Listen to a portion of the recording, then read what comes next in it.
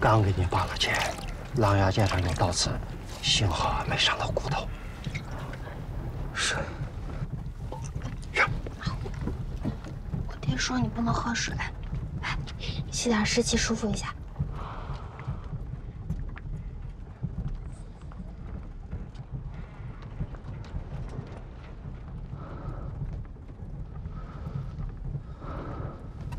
我怎么在这里呀？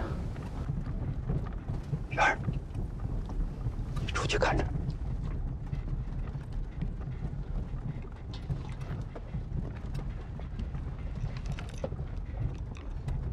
郭兄弟，你冒这么大的风险，帮长思渡过这一难关，亲受小老儿一拜。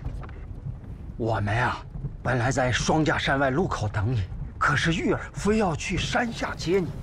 幸亏听了他的话，不然咱们就错过了。你的命可真大呀！这大雪天，半个时辰你就冻成冰棍了。四爷，我知道你是好心，但你有没有想过，如果他们追上来发现了，不光是你，连同你下面那票伙计，都会被我连累。我长死行走江湖一辈子。 别说是恩人，就是萍水相逢，我也不能生在路上。你放心，我们天刚亮就出发了，一步不停，天黑之前可以赶到嵩山，他们应该追不上了。他们骑兵精良，就算咱们早走一夜，不出2个时辰，他们也赶得上来。在这雪地里。 车辙的痕迹抹不去。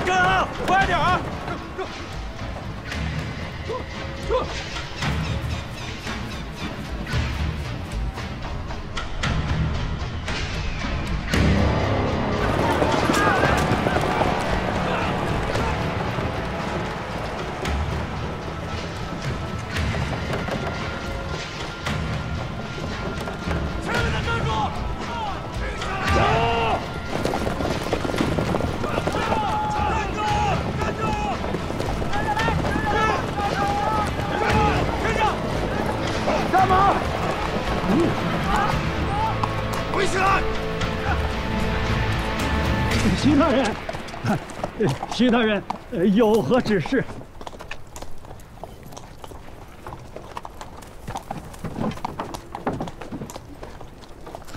徐大人，滚开！里边去！让开！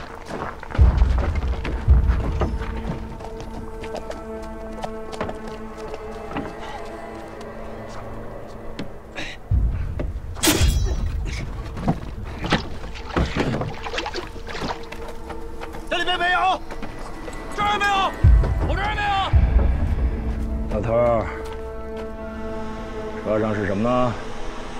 大鱼。盐呢？没有盐啊。对吧？是不是你们勾结好了，要帮着刘人出逃啊？小老儿一辈子坏的东西不吃，犯法的事儿不干，跑江湖的人就怕惹官非啊！哎呦，谁敢帮这个忙啊？小人说的都是实话。没有，没有，不可能！2条腿能跑过4条腿？咱们这一路过来就没见过旁人。车里。是，大人。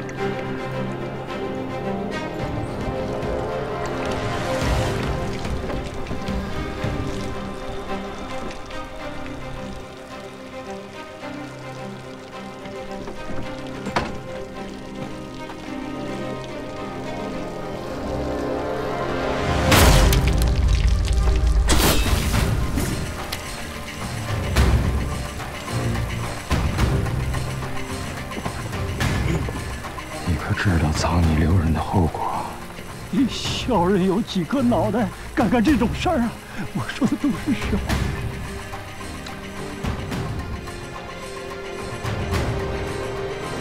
大人，本来说好今天要去吉林的，要不等您回来以后再细细的。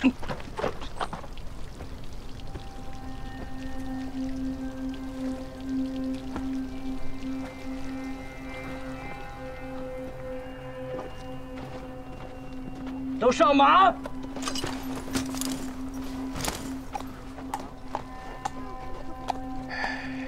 老东西，这人要是找不到，我就着落在你身上。别以为你躲得开。小人说的是实话。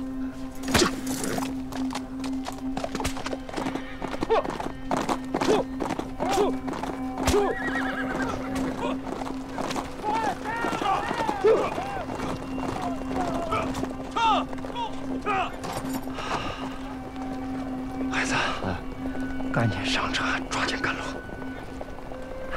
别提这事儿。孩子，到前面山头，给我看着。如果那帮人再回来，赶紧发信号，惊喜着点儿，咱们保不齐先。好嘞。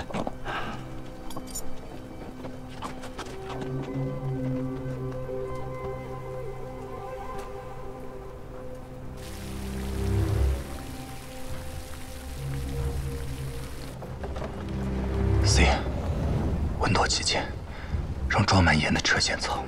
兄弟们，把做饭的家伙事拿出来，凿开冰面，往那3辆车里灌。把你们吃的面饼泡了香油，撕碎了放在筐里，系上绳子放在水里，半个时辰以后提起来，抓了鱼装车里。这里地势一马平川，藏不住人，只能冒险一试了。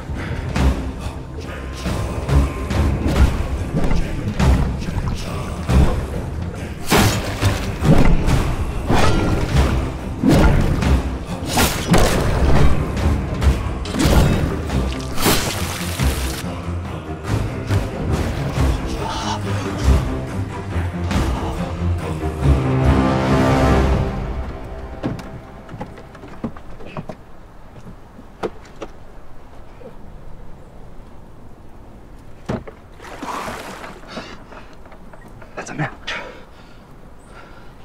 骗过去了吗？我交代的东西送出去了吗？你放心，没问题。走。烟影子已经盖了城防大印，另外还有一事，需四爷帮忙。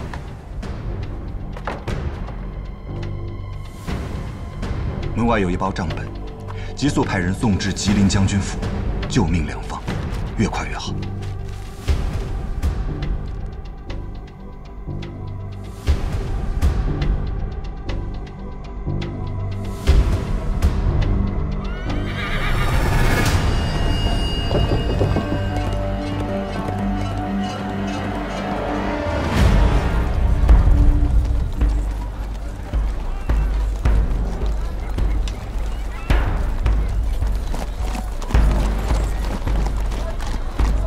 动作快点，箱子往轻点放，往结实。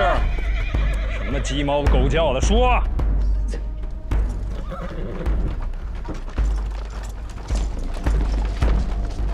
标下给大人请安。标下未能城外迎接，死罪。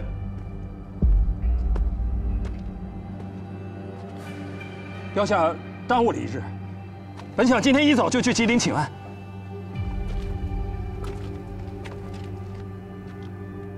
这是什么？是小店将军的毛皮，这些虎皮是属下亲自挑选，都是一箭胜穿双眼，皮子一丝一毫都未伤到。这是什么？参酒，里面都是野山参，标下选了最好的参炮了，给将军大人滋补身体。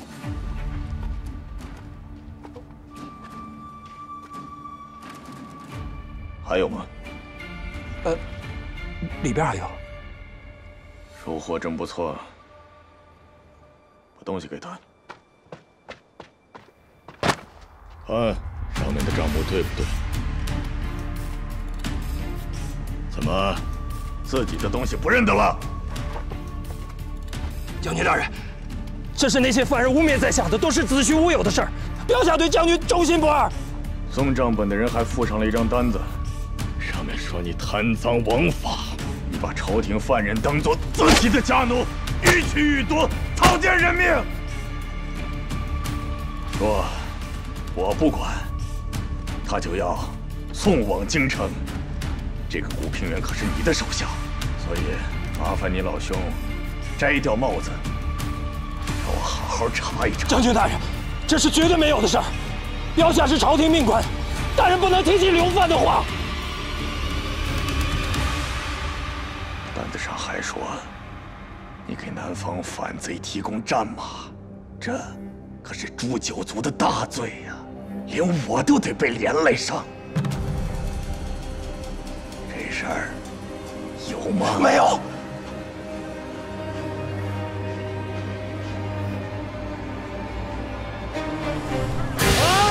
吉林将军令：灵谷塔四平关内驱三，安安成庆，搜劫反贼，文衡主使，我使赵武时，不加安常有义。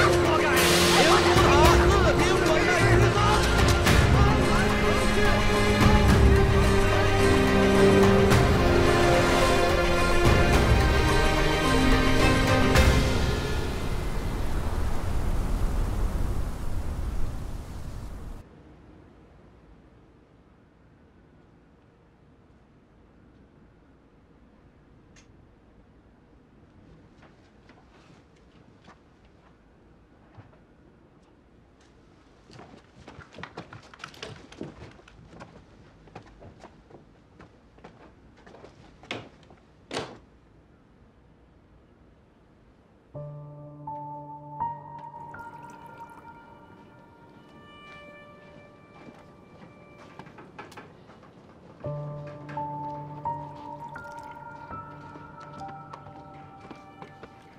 兄弟，荀子17号吗？怎么子？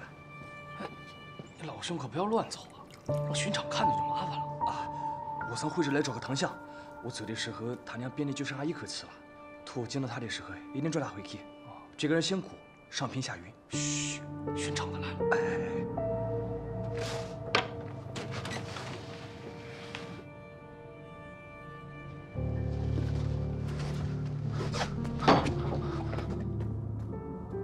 我从会这来找个唐相，我走的时候他娘编的就剩下一口气了，托我见到他的时候一定抓他回去。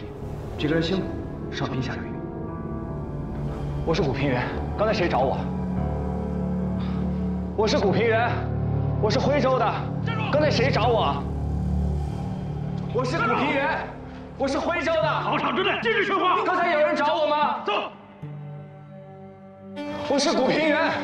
科场之内，这里都是举子。难道说你们在抓贼吗？家中老母病重，我心如刀绞，学生要交卷，这一科我不考了。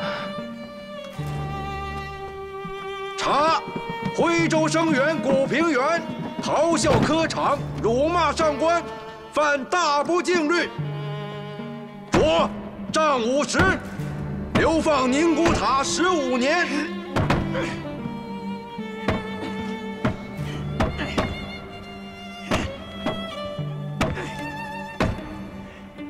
走走。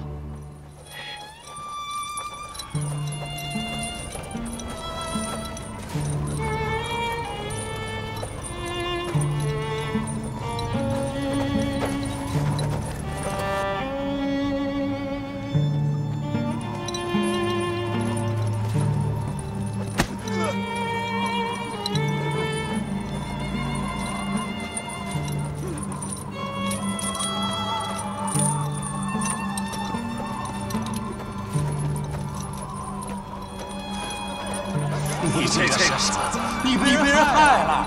可我听得真真切切，他娘憋的只剩下一口气了。哎呀，这个人年纪轻轻的，被流放15年了，你可惜了吗？这谁要害他？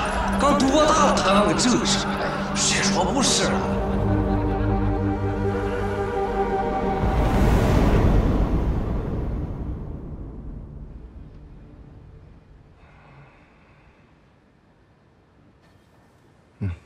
哭什么？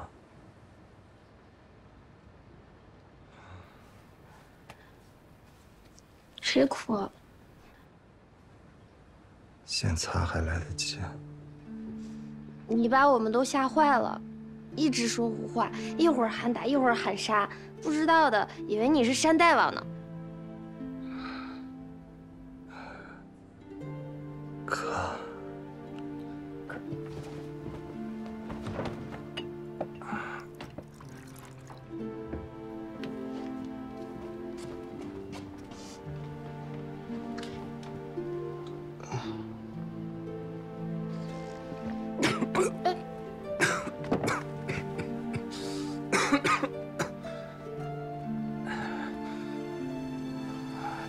干嘛？哎，别，你乖一点。你这是发烧了，受了外伤，被冰水一激，热毒全出来了。我跟爹爹轮着班照看你。大夫说了，能不能好，这几天很关键。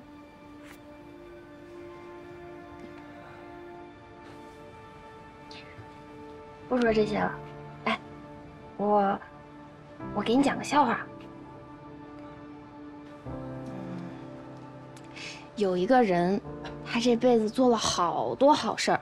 他死了之后呢，见到阎王，阎王爷就跟他说：“你可以自己选一个人家投胎，随便挑。”于是他说：“我想选一家家财万贯、无父无母、娇妻美妾，一辈子平安吉祥，最后得享高寿。”阎王爷就说：“哎，老兄。” 要有这样的地方，我就去了。你来当阎王好不好？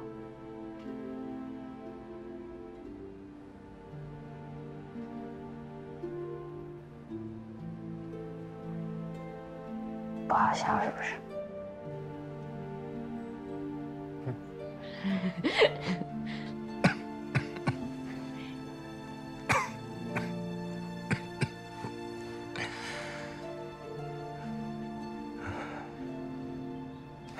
若有来生，我想像你一样跑马吧，不读书。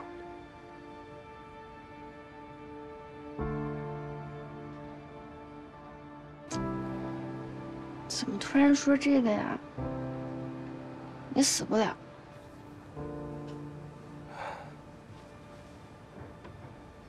是吗？嗯。你看你，自己夸自己是大男人，结果怕死怕得要命。哎，我常年跟着我爹东跑西颠，在悬崖上睡过觉，在草原上遇过狼群，我都没怕过。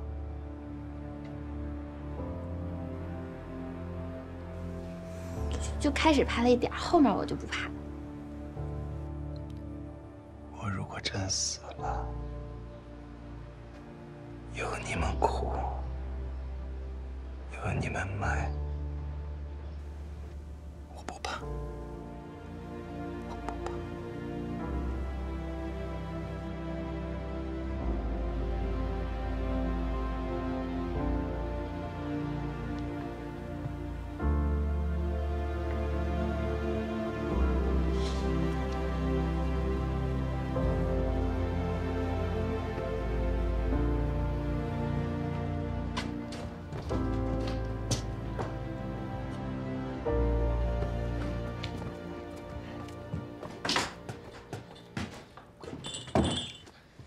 那姓古的死了算了，俺惹了麻烦还少吗？我流放的罪犯带在身边，那是要抄家砍头的。你说您怎么那么糊涂呢？要我说，咱到了山海关，找个村子，找户人家，啊，给人家点钱，让人家照顾他。那至于他能不能活，和咱没关系。他现在啊，病得这么重，离开咱们，死路一条。那为什么非得带他走呢？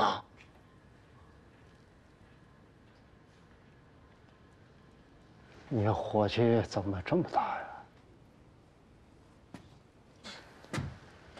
黑子，啊，我老了，你以后召集弟兄们继续跑马帮，记住我一句话：天大地大，不如人的命大。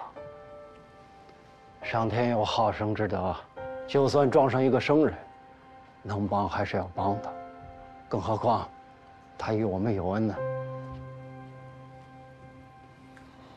你要是怕了，你先走吧。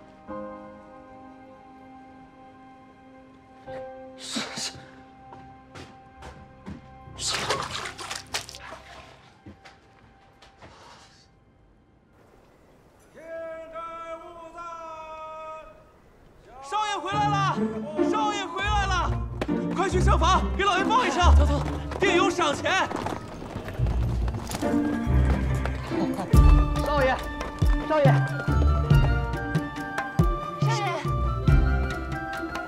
少爷，上个月管家回来了，说这回啊，您自个儿谈了一笔大生意。看少爷这么春风得意，这生意一定是谈成了。少爷，老爷有请，直接到书房下见。李青少爷，老爷在屋里等您。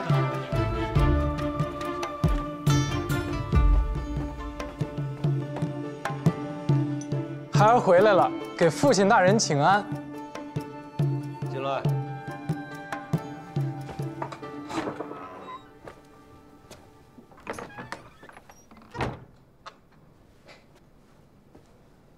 爹，孩儿回来了，给父亲问安。都办妥了？都办妥了。马过辽阳就有人接手。苏小姐回南，孩儿这次星夜京城赶回来。我都知道。苏小姐托人送过信，这一路还算顺利。苏小姐写信了，她说我什么呀？你想知道什么？孩儿这次大概并没有做错什么呀。看来你做的都对。爹，怎么了？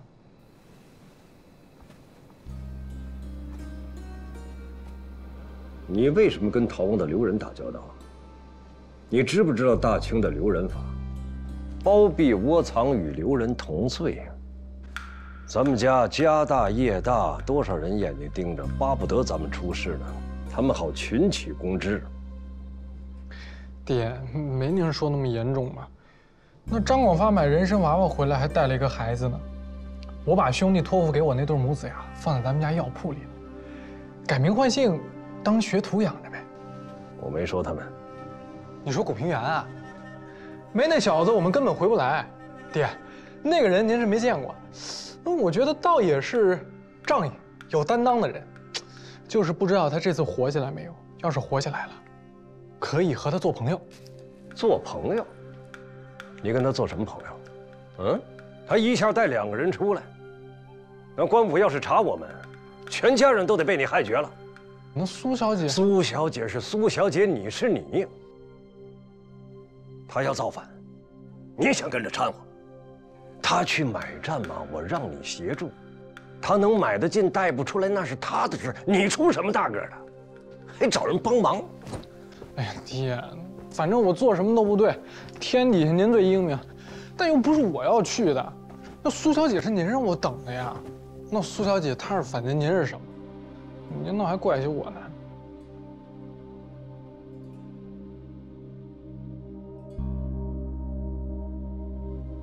苏小姐你怎么看？美女蛇，美则美矣，感觉冰凉，摸不透，而且她的手段狠得让人害怕。我走过南七北六13省，见过大大小小的生意人，他应该算得上是第一聪明人。我不敢不帮，也不敢招惹。他就是我命里的结束。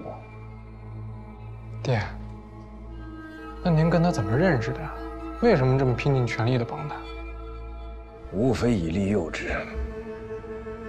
生意人贪财，读书人贪名，当官的贪位子，只要心有所求，那就算是跳了崖了。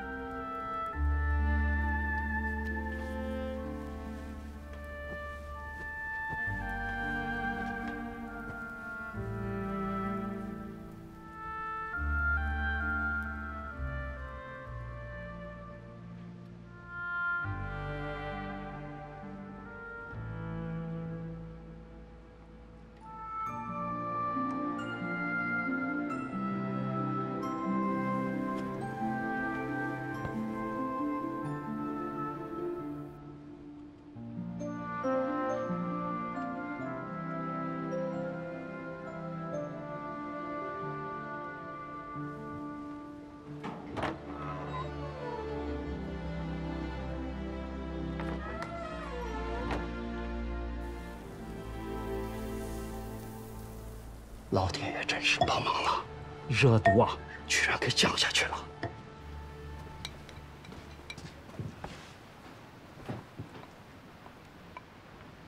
来，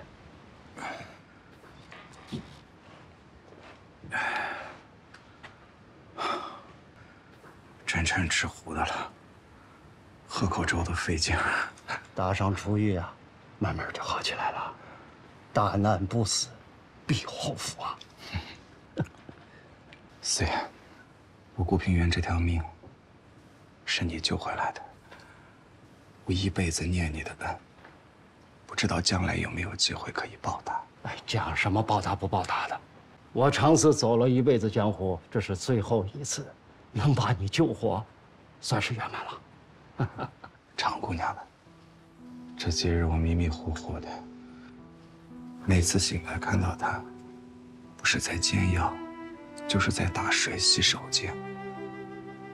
我这一条贱命，还能有这种福报，我想好好谢谢她。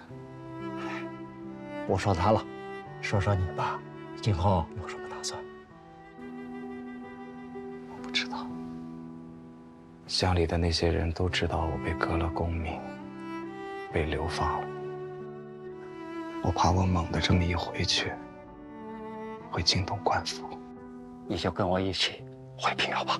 我怕不妥。好了，就听我的吧。你家里还有什么人？有个老娘，还有弟弟，还有个白老师。还有个老师？白老师对我很好的，他还把他的亲生女儿许配给我。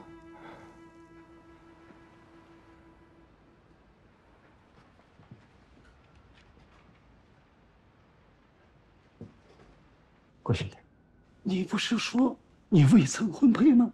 啊，我说我还没成亲，本来约定的等大考完之后再说亲事，也不知道他们现在怎么样了。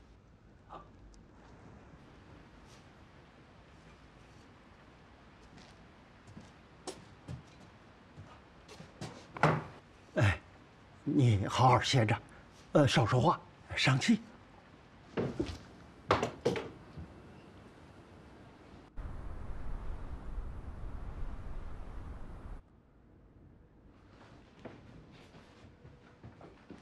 干什么你这？送药。你坐那儿。爹有话跟你说。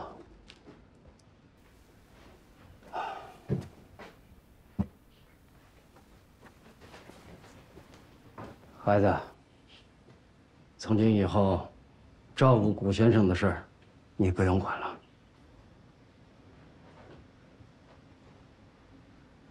行。我去把药锅洗了，也不用再找大夫，把他往街上一扔，还省房钱。净说屁话！坐下。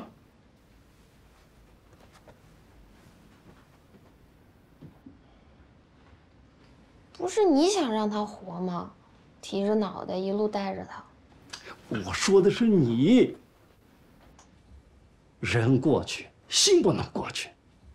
这些天你没日没夜的照顾他，爹都看在眼里。我提醒你，你还是个姑娘，还没找婆家呢。我老了，也跑不动了。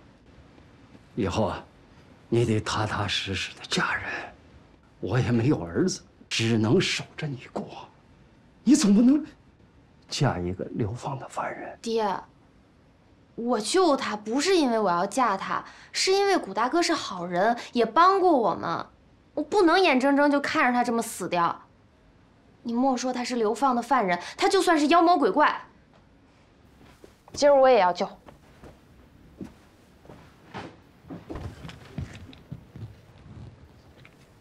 烫着。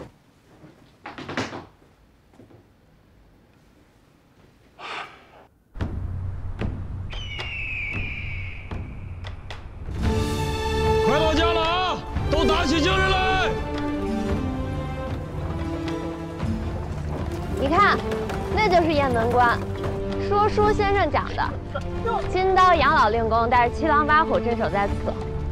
要不是双龙会在那奸臣潘仁美所骗，何至于把一位盖世的英雄逼得撞死在这山上？我真后悔。人家被撞死，你后悔什么呀？我常年跟着我爹东跑西颠，我总抱怨他，听书只能听一半，不管多么牵肠挂肚，非走不可。再回来，要么换了一个说书先生，要么换了一套书。只有那年下大雨，马队走不了了，我完整的听了一部《杨家将》，只可惜我喜欢的人全死了。但现在想想，倒也是，好日子难得。你看，像我爹，这几日这么高兴，还有你陪在我身边说笑。这么好的日子，不知道将来想起来，会不会也特别难过？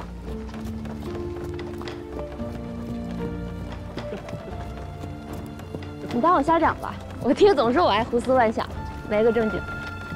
我觉得你说的挺好的。古人常说，努力爱春华，莫忘欢乐时。人这辈子快乐的时候本身就没有多少。下次你爹再跑马帮，我想跟着学学做生意。我爹说了，你是读书人，是要考状元做大官，经商是建业。我还考状元呢，我都被人革了功名了，这辈子都没有当读书人的资格了。天底下士农工商，但谁说商人就不如读书人？哎，你说如果我求求你爹，让他收我为徒，教我做生意，他能答应吗？我爹必然十分欢喜。他若不教你，我可以教你。嗯。哎，古大哥，我问你个事儿。你想？你千里迢迢逃出来，就是为了跟我爹学做生意？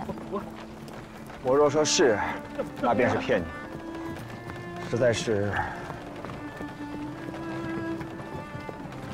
我经历的这些劫难吧，都太过古怪，到现在也想不明白原因。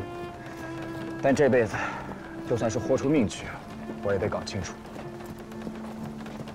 什么？在我儿时，我爹外出会试，结果一去不复返。待到我要去京城会试之前，老娘再三叮嘱，无论如何都要找一找我爹的下落。我去到京城四处寻访未果，之后便在考场里出了事。我总觉得后头有一只手，一只看不见的手，在向我父子痛下杀招。至于中间的是是非非究竟是如何，我若不逃出来，一直在宁古塔，我想破了脑袋也没用。那你要到哪里查出真相？开始只想着先逃出来再说，如今真成了流犯，天下之大却无处可逃，真是进也不是，退也不是。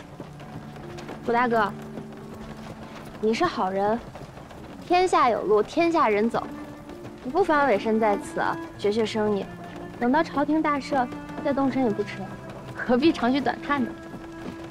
你说的对，我这读书人的酸气又冒出来。准备下山。咱们快到家了。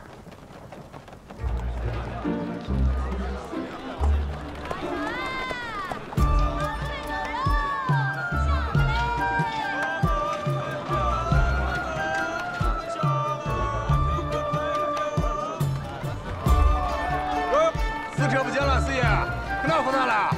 发财发财！哟，回来了啊，黑子哥。四爷好啊！好好好！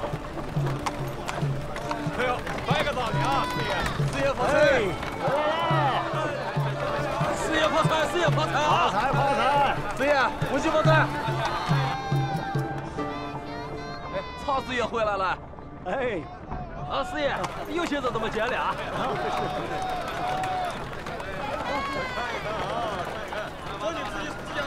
哎，你没见过银子啊？好家伙，这银山，这不得上千斤重啊！怪不得叫祭祀贼呢，这天底下谁搬得走啊？这就是王天贵的票号，平遥城里第一不仁不义的东西。若不是他，我爹何至于到冰天雪地的关外去受罪？走。四爷怎么了？出什么事了？我爹前年就不打算往外跑了，买了一个房子，包了官家的2亩盐田。这王天贵不知道听谁讲，说我家那套宅子盖在平遥县城的龙头上，最是发达。他几次想买，我爹不肯卖，他就唆使那李赖子到官府里去告。县太老爷也被他给买通了，案子挂起来不审，还封了盐田，说结案之前不许出言，差点没把我们家给憋死。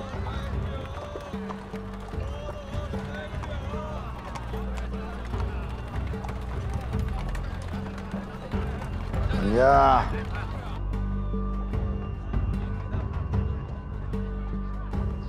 常老四回来了。昨天4辆盐车先回来的，老家伙刚过去。刚才这马队里边，我看着有一个年轻的后生，眼生的很呐。去查查。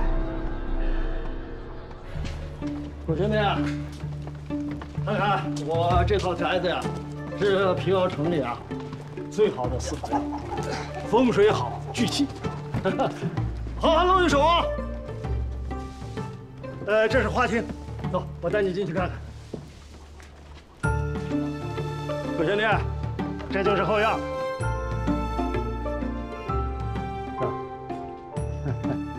哟，四爷啊，您快尝尝这刚拆封的老酒呀！好酒。来，闻闻。我们山西人生了闺女啊，就把50斤的酒埋起来，等她出嫁的时候挖出来喝，就叫女儿红，儿子叫状元红。我这几坛酒啊，可是平遥顶尖的酒坊里酿出来的尖红，晚上好喝。晚上给我喝倒。好嘞，四爷，谢谢四爷。哎呦，来，学弟吧。这就是后院，这是正房坎位啊，男主人住的。这边是西厢房，玉儿住的地方。这东边呢，升旗位、喝茶、活动的地方。黑子，啊，烟交了吗？放心吧，钱都结完拿回来了。赶紧把红包包好，明天一早啊，大伙儿要回家过年了。劳齿加一，每个人呀多分1成。但我怕还不够还王天贵票号的钱。有人在就有钱在，大伙跟着咱们冰天雪地担惊受怕了这么久，咱们自己少点，没事。走。哎，你别拦着我！程老头在不在？我告诉你，让他赶紧出来，把盐田还我。怎么回事？四爷是李赖子和王天贵那票号的管家，我这就给他们打出去。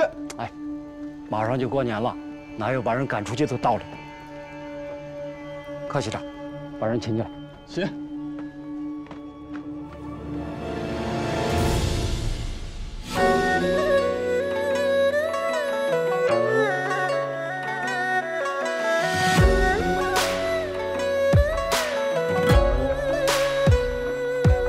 读了四书五经，学会一身担当，翻过陈年旧账，走马几轮光阴，也走离了面庞，演过人情薄凉。我看过万里雪茫茫，也曾被谁紧握不放。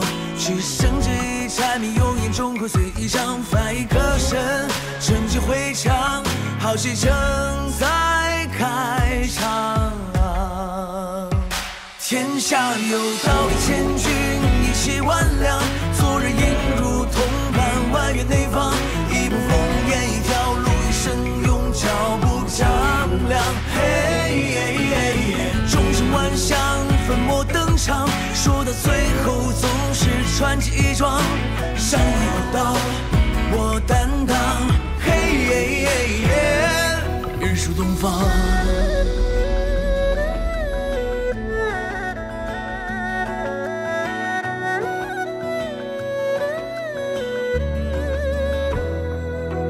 流过多少血泪，只要爬得起来，纯洁当作小将，还能喘一口气，就剩几这脊梁，扛过刀剑风霜。人生在世本就长，咬紧了牙关走一趟，凭谁人说痴心妄想，众口随一张，翻一歌声，纯净回肠，好戏正在开场。天下有道义千军，义气万两，做人应如同伴，万源内方。一步烽烟，一条路，一生用脚步丈量。千河过尽，人间万象，尘埃落定，留下传奇一桩。山河浩渺，我担当。日出东方。